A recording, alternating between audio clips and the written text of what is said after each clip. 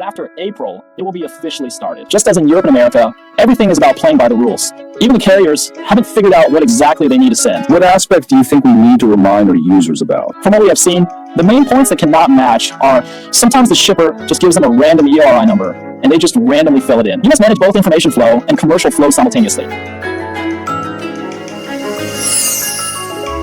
Firstly, from December 4th, 2024 to April 2025 is Forwarder's trial operation window. During this window, Customs has informed us that the proportion of releasing do not load or hold will be very low. They require you to report, but give you time to gradually get used to such rules. Will this phase be a bit more lenient? Yes, a little more leniency to give you that awareness. But after April, it will be officially started.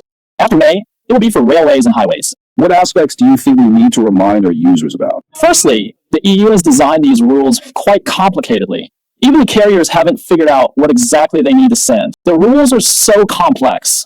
If everyone wants to master the rules thoroughly, yes, it takes time to get used to. Recently, we've encountered many mismatches. The information filed by the freight forwarder doesn't match the information filed by the carriers. Anyone who has done the US route knows that. Matching with the carriers is a very important thing. It's not over after I send it. I also need to check whether it has matched up correctly.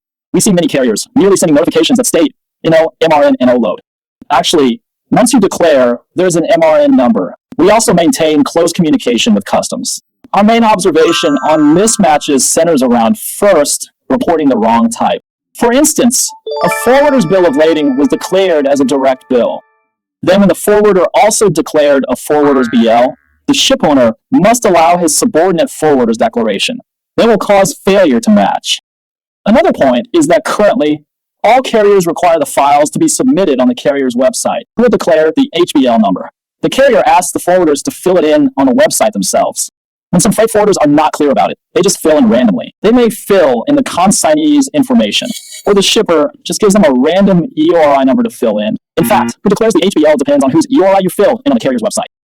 From your perspective, which types of traditional forwarding services might have been impacted by these changes in the EU system? The first impact is the matter of cost, which is going to rise.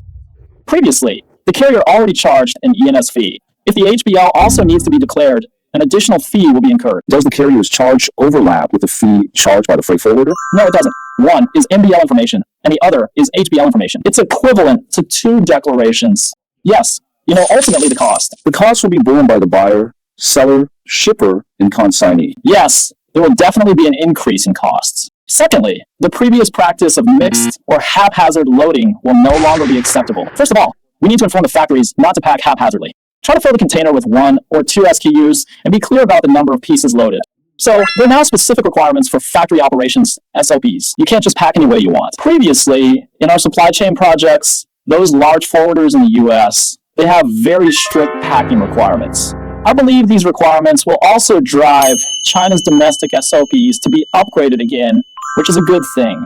Overall, what we just discussed indicates a shift back to stricter compliance. Yes, all national customs think alike. They aim to preemptively mitigate risks at the national borders. Also, they have ample time to analyze their entire supply chain, like the recent entity lists issued in Europe, right? They took a page from the US and created an entity list too.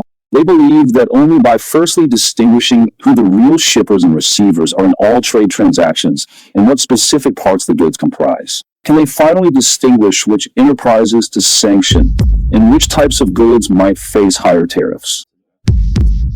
Even for its export country, whether they're directly exported from it or re-exported. Yes, we understand the rules and adapt to them. That's very well said. Both Europe and America play by the rules, and first, we need to master their rules.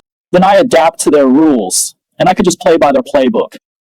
In fact, this whole thing is also pressuring us to take our informational capabilities to the next level. The demands for successful digital integration are also increasing. For future entrepreneurs in international logistics, the degree of digital and information management of your enterprise will become one of your core values.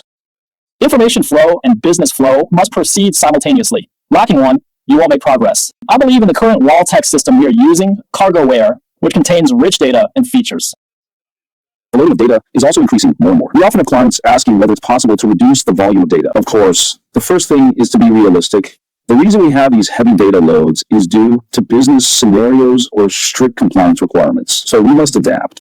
But during this process, can we consider our users' experience and also taking into account how our end users feel? Thus, we've added UI customization to simplify the necessary data volume needed by users in different companies or scenarios. It doesn't mean that all businesses require to load so much. This way, we can meet regulatory and compliance demands while still caring for the user experience. This is a significant advantage of using a SaaS platform. It's scalable to suit vast or minimal needs. Another crucial aspect, of course, depends on our ecosystem partner eFreight, so we can provide better services for our clients.